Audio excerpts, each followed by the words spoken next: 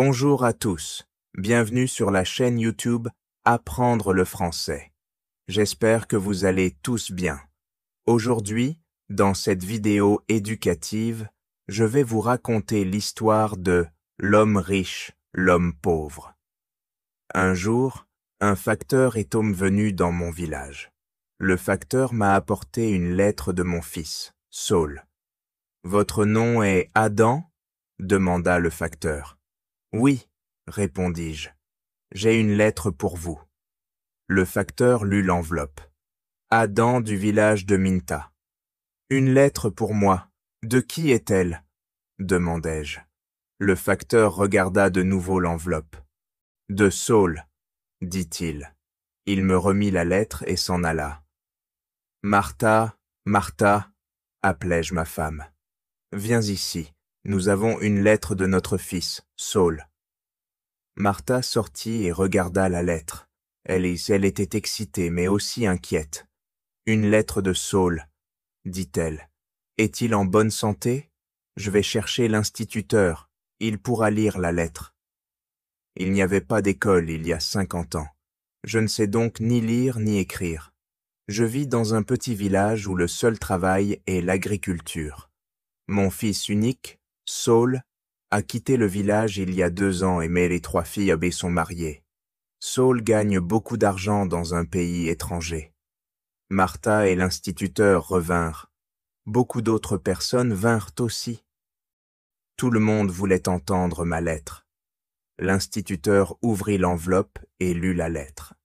« Cher père, je vis à Paris. J'ai un travail dans une usine. Le travail est très dur, mais le salaire est si bon. Je vais bien et je vis avec des gens de mon pays. Je vous envoie 100 € dans cette lettre. C'est pour vous et ma mère. Affectueusement à vous et à maman. Saul. 100 €, dis-je à l'instituteur. Vous vous trompez, c'est une erreur. Non, dit l'instituteur. Je ne me trompe pas. Ce n'est pas une erreur. Voici l'argent. Et il me donna un papier. Qu'est-ce que c'est? Demandai-je. Un mandat, dit l'instituteur. Allez à Darpur. Apportez ce mandat à la poste de Darpur. Le mandat vaut 100 €. L'agent de la poste vous donnera l'argent. 100 €, dis-je encore. Tout le monde se mit à rire et dit « Adam, tu es un homme riche. Vous pouvez acheter beaucoup de choses pour votre ferme et pour votre maison. Et je peux acheter de la bonne nourriture et des boissons à Darpur. Je vais organiser une fête pour vous tous, dis-je à mes amis.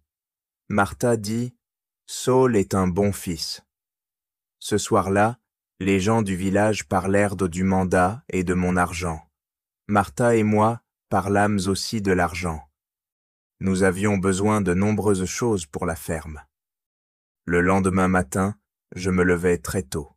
Il faisait noir et tout le monde dormait. Mais j'allais à Darpur. Je me lavai et m'habillai soigneusement. Je mis mes plus beaux vêtements et je pris mon meilleur bâton. Je plaçai le mandat soigneusement dans ma poche et je dis au revoir à Martha.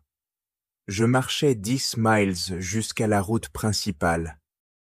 Je m'assis sur le bord de la route et pris mon petit déjeuner. J'attendis le bus. J'attendis 2 heures. Puis le bus arriva et je montai. Le trajet jusqu'à Darpur est long. Le bus met 3 heures. J'arrivai à Darpur et marchai immédiatement jusqu'à la poste. Je ne vais pas souvent à Darpur. Je ne connais que le marché et un magasin. C'est le magasin de Rick. J'achète des choses pour ma ferme chez Rick. Il y avait beaucoup de monde à la poste. Je demandai où se trouvaient tous les mandats. Un homme me montra la file d'attente. Il y avait une longue queue de personnes et je patientai à l'arrière. Finalement, ce fut mon tour. J'étais en tête de la queue, mais l'agent ne me servit pas. « Excusez-moi, dis-je, c'est mon tour. Je suis le suivant. » « Vous êtes le suivant » Vieil homme, je suis très occupé, dit l'agent. Regardez mes papiers, regardez toutes ces personnes. Je suis très occupé. Et vous devez attendre. Alors j'attendis. Enfin l'agent me regarda. Que voulez-vous? Demanda-t-il. Je lui remis mon mandat. Voici mon mandat pour 100 €, répondis-je. L'agent tendit la main. Carte d'identité, dit-il. Excusez-moi, je ne comprends pas, répondis-je. Votre carte d'identité, répéta l'agent. Donnez-moi votre carte d'identité. Qu'est-ce qu'une carte d'identité? Demandai-je. Je ne peux pas vous donner d'argent pour ce mandat. D'abord, je dois voir votre carte d'identité. Votre carte d'identité donne votre nom et votre adresse. Votre carte d'identité vous décrit. Il y a une photo de vous sur votre carte d'identité. Je ne vous connais pas. Qui êtes-vous? L'agent était un peu en colère, mais j'étais aussi en colère. Qui suis-je? Dis-je. Tout le monde me connaît. Je suis Adam du village de Minta. Je n'ai pas de carte d'identité et je n'en ai pas besoin. Vieil homme, je suis très occupé et vous êtes très stupide, dit l'agent. Qui êtes-vous? Où est Minta? Donnez-moi mon argent. Donnez-moi mes 100 €, dis-je. L'agent, en colère, dit « Montrez-moi votre carte d'identité. » Je ne vous connais pas. Il me rendit mon mandat et se détourna. Où puis-je acheter une carte d'identité? Demandai-je à l'agent. Il ne me répondit pas. Il ne parla pas. Allez au ministère de l'Intérieur, dit un homme. Il se tenait dans la file d'attente et me donna le chemin. Je me rendis au ministère de l'Intérieur. J'attendis dans une autre file d'attente. Je parlai à un autre agent et demandai une carte d'identité. Remplissez ce formulaire de demande, dit l'agent. Et apportez le formulaire, 3 photos de vous-même et 2 €. Revenez demain. Demain, dis-je. Puis-je avoir une carte d'identité aujourd'hui, s'il vous plaît? Je vis à Minta. Je suis à 5 heures de route de Darpur. Je suis un vieil homme. Oui, revenez demain. Et l'agent se détourna. Je partis du ministère de l'Intérieur. Je me rendis au marché. Au marché, je regardais tout le monde.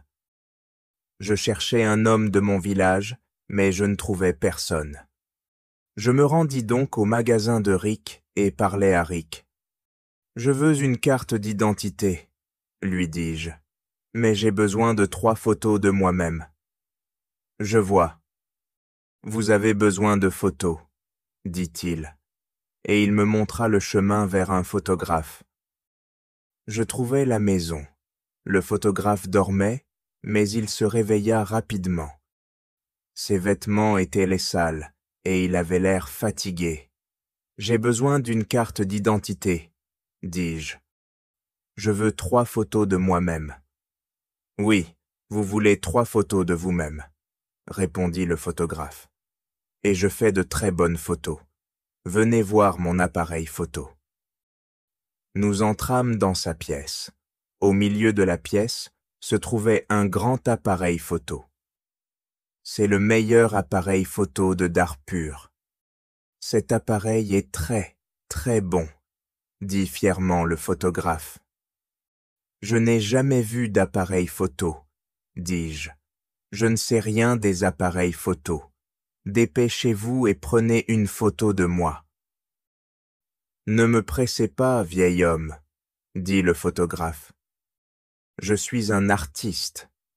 Et il me donna un miroir et un peigne. Je ne veux pas de miroir, je ne veux pas de peigne. Prenez ma photo, je vais à Minta cet après-midi. Et je suis pressé, dis-je. Oui, dit-il. Mais d'abord le prix. C'est le meilleur appareil photo de Darpur, et je suis le meilleur photographe. 3 photos coûteront 2,50 €. 2,50 €. Et je ris. 2,50 € et payez-moi maintenant, s'il vous plaît, répondit le photographe. Je ne connaissais pas le prix des photos. Que pouvais-je faire? Puis le photographe dit, « Vous êtes un vieil homme. Pour vous, le prix est de 2 €. Alors je lui donnai l'argent et il prit les photos. « Revenez demain matin, dit-il. Je veux mes 3 photos maintenant, immédiatement, dis-je. Ne soyez pas stupide, dit le photographe. Les photos prennent 24 heures. Revenez demain. Que pouvais-je faire? Je dis donc, oui, demain matin. Bien, dit le photographe. Maintenant partez. J'ai beaucoup de travail. Je suis très occupé. Je retournai à la gare routière. Je passais 3 heures dans le bus. Je marchais 10 miles de retour à mon village. C'était la nuit et j'étais très fatigué. Martha et mes amis m'attendaient. « Où était l'argent ?» demanda Martha. « Je n'ai pas d'argent. Je ne peux pas changer le mandat. D'abord, je dois avoir une carte d'identité. » Et je racontai à Martha tout ce qui s'était passé. « Demain, je vais à nouveau à Darpur, dis-je. Puis je ne parlais plus. J'étais très fatigué et il était tard dans la nuit. Je me couchai sur mon lit et je dormis. Je me réveillai tard le lendemain matin. Le soleil était déjà haut dans le ciel. Je ne marchais pas jusqu'à la route principale pour attraper un bus. Tous les bus vont à Darpur tôt le matin. Alors je restai chez moi, mercredi. J'étais encore très fatigué. Je me reposais et parlais aux villageois du mandat. Je leur racontais l'histoire de la carte d'identité et du photographe. L'instituteur dit « Oui, l'agent a raison. À la poste, vous devez toujours montrer votre carte d'identité. » L'instituteur remplit pour moi le formulaire de demande de carte d'identité. Le jeudi, je voyageai à nouveau à Darpur. Je marchai jusqu'à la route principale et je pris un bus. À Darpur, je me rendis à la maison du photographe. Je frappai à la porte. Personne ne répondit. Je frappai à nouveau bruyamment avec mon bâton. Une femme ouvrit la porte. « Qui êtes-vous? Que voulez-vous » demanda-t-elle. « Puis-je avoir mes photos, s'il vous plaît » dis-je. « Vos photos? Je n'ai pas de photos, » répondit la femme. « Je suis venu ici mardi.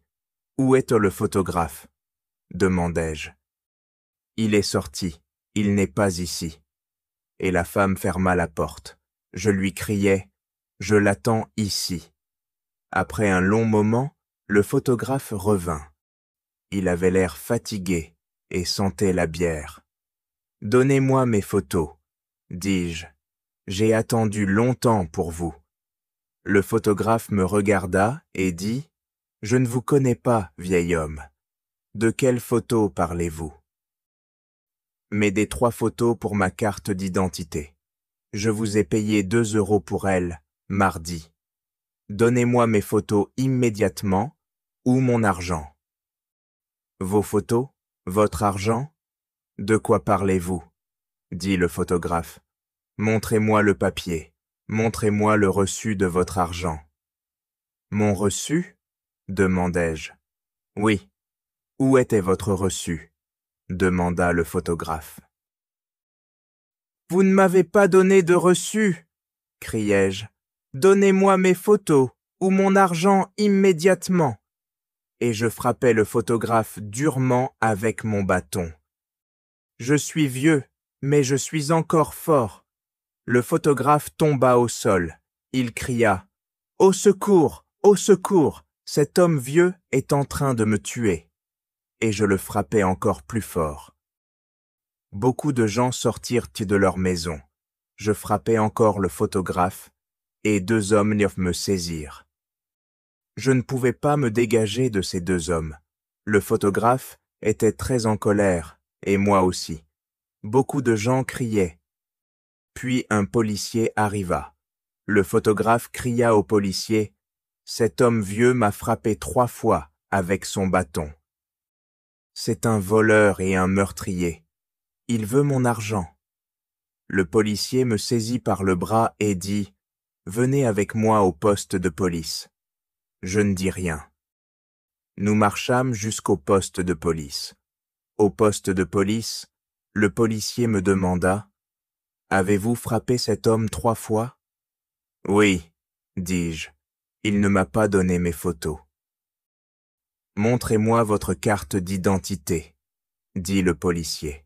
« Je suis Adam du village de Minta, » répondis-je, « et je n'ai pas de carte d'identité. »« Vieil homme, » dit le policier, « retournez à votre village, ne venez pas ici pour vous battre, restez à l'écart de Darpur. » Et il me poussa dans la rue. Je rentrai dans mon village. J'étais fatigué et en colère. Le lendemain, je racontai mon histoire à tous les villageois. Les villageois étaient en colère. Martha était très malheureuse. Elle dit « Saul travaille très dur. Il envoie de l'argent et nous ne pouvons pas avoir l'argent. Que allons-nous faire ?» Je ne savais pas. Puis, dans la soirée, l'instituteur revint chez moi.